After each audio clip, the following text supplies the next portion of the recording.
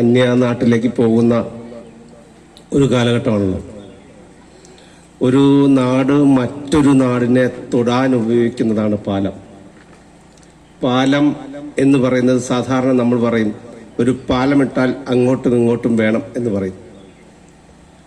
പക്ഷേ ഞാൻ ഇവിടെ വന്ന് കണ്ടപ്പോഴാണ് മനസ്സിലായത് ആദ്യം കുന്നു കയറി പോകുമ്പോൾ ഇവിടെ എങ്ങനെയാ ഒരു പാലം പണിയേണ്ട അവസ്ഥ വരിക എന്ന് ഞാൻ ആലോചിച്ചു. കാര്യം ഇതിന്റെ ഇടയിൽ ഇങ്ങനെ ഒരു വെള്ളച്ചാട്ടം വരികയോ അങ്ങനത്തെ ഒരു അവസ്ഥയുണ്ട് എന്ന് ഇത്രയും ഡീപ്പാണെന്ന് എനിക്ക് കരുതാൻ കഴിഞ്ഞില്ല.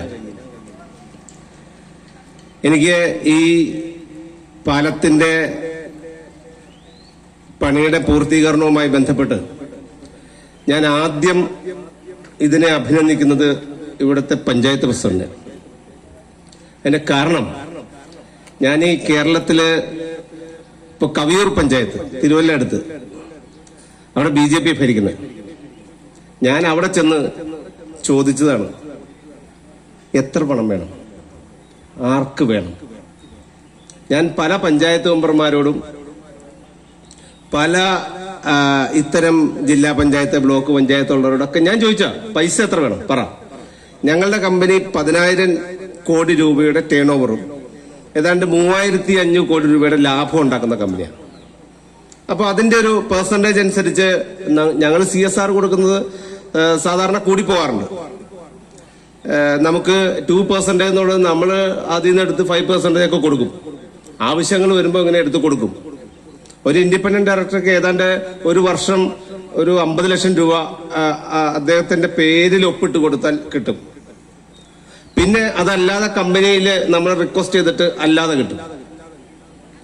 ഞാനിത് പറയാൻ കാരണം ഈ പഞ്ചായത്തിലെ പല പഞ്ചായത്തുകളിലും പഞ്ചായത്ത് മെമ്പർമാർക്കും ഇത്തരം വാഗ്ദാനങ്ങൾ നമ്മൾ ചെയ്തപ്പോഴും ഒരു പഞ്ചായത്തിനും ഇത് വട്ടം എത്തിക്കാൻ പറ്റിയില്ല.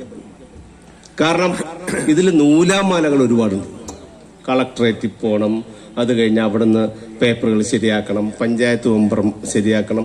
ചില പഞ്ചായത്ത് സെക്രട്ടറിമാർക്ക് അല്ലെങ്കിൽ പഞ്ചായത്തിന്റെ ഭരണത്തിലിരിക്കുന്ന ആളുകൾക്ക് ഇങ്ങനെ ഒരു ഫണ്ട് എങ്ങനെ മേടിച്ചെടുക്കും. ചില പേപ്പറുകൾ ചോദിക്കുമ്പോൾ അവര് അത് എങ്ങനെ ഉണ്ടാക്കുക എന്നാ ചോദിക്കുന്നത്.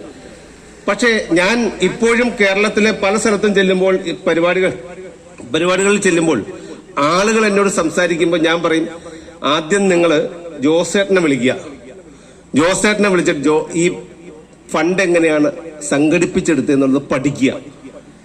കാരണം സാധാരണ ആർക്കും ചെയ്തു തീർക്കാൻ പറ്റാത്ത ഒരു പേപ്പർ വർക്കുകളുടെ ഒരു ബഹളമുള്ള കാര്യമാണിത്. കാരണം ഒരു സാധാരണ ട്രസ്റ്റിന്, ഒരു സ്വകാര്യ ട്രസ്റ്റിന്, നിങ്ങൾക്ക് ഒരു പള്ളിയുടെയോ അല്ലെ അമ്പലത്തിന്റെയോ അല്ലെങ്കിൽ മറ്റ് സേവന പ്രവർത്തനം നടത്തുന്ന ഒരു ട്രസ്റ്റിന് നമുക്ക് പണം കൊടുക്കാൻ ഈസിയാണ്.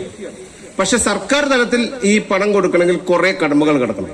അതുകൊണ്ടാണ് ഞാൻ പറഞ്ഞത് ഇതില് പഞ്ചായത്തിന്റെ പ്രസിഡന്റ് ശ്രീ കുര്യാച്ചൻ അവറുകളോട് അങ്ങേയറ്റം അഭിമാനത്തോടു കൂടിയാണ് അദ്ദേഹത്തെ ഞാൻ കാണുന്നത്. അദ്ദേഹത്തിന് എല്ലാവിധ ആശംസകളും നേരുന്നു. ഇവിടെ രാഷ്ട്രീയത്തിനപ്പുറമാണ് ഇതിന്റെ ഒരു മുന്നോട്ട് പോക്ക് എന്നുള്ളതും അത് ജോസേട്ടൻ എങ്ങനെയാണ് ഹാൻഡിൽ ചെയ്യുന്നത് എന്നുള്ളതും മറ്റ് രാഷ്ട്രീയ പ്രസ്ഥാനത്തിൽപ്പെട്ടവരും മറ്റ് മെമ്പർമാരും തങ്ങളുടെ നാടിന്റെ വികസനത്തിന് വേണ്ടി ഒരുമിച്ചിറങ്ങി നിൽക്കുകയാണ് എന്ന് ഇവിടെ വന്നാൽ ബോധ്യമാകും. സത്യത്തിൽ കേരളത്തിലൊരു പല നാടുകളിലുള്ള ആളുകൾ കണ്ടുപഠിക്കേണ്ട ഒരു സ്ഥലമാണ്, മാതൃകയാക്കേണ്ട സ്ഥലമാണ് ഈ പഞ്ചായത്ത്. പഞ്ചായത്തില് ഫണ്ട് വരിക അല്ലെങ്കിൽ നാട്ടിലൊരു വികസനം ഉണ്ടാവുക എന്ന് പറയുമ്പോൾ എല്ലാവരും അതിനോടൊപ്പം ചേർന്ന് പ്രവർത്തിക്കുകയാണ്. ഈ പ്രവർത്തനം ഈ നാട്ടിലെ ജനങ്ങൾക്കും സാധാരണ കഷ്ടത അനുഭവിക്കുന്ന ആളുകൾക്കും വികസനം എന്ന് പറയുന്നത് ഏതെല്ലാം മേഖലയിൽ എത്തുന്നു എന്നുള്ളത് നമുക്ക് നോക്കിക്കാണാൻ സാധിക്കുന്നതാണ്. ഏറ്റവും അവസാനത്തെ ആൾക്കും വരിയിലെ ഏറ്റവും പുറകിൽ നിൽക്കുന്ന ആൾക്കും നാടിന്റെ സേവനവും വികസനത്തിന്റെ ഒരു പങ്കും ലഭിക്കണമെന്നാണ് ഞങ്ങളുടെ ആശയം. ആ ആശയത്തോടൊപ്പം പ്രവർത്തിക്കുവാൻ സാധിച്ചതിൽ, അതിനുവേണ്ടി ഇവിടെ ഒരു ചെറുതാണെങ്കിലും ഒരു പാലം കൊടുക്കുവാൻ സാധിച്ചതിലും ഈ നാട്ടുകാർക്ക് അത് വളരെ ഉപയോഗപ്രദമാണ് എന്ന് മനസ്സിലാക്കിയതിലും അങ്ങേയറ്റം സന്തോഷത്തോടുകൂടി പാലം ഉദ്ഘാടനം ചെയ്തതായി പ്രഖ്യാപിച്ചുകൊണ്ട് നിർത്തുന്നു. നമസ്കാരം. വന്ദേ മാതരം.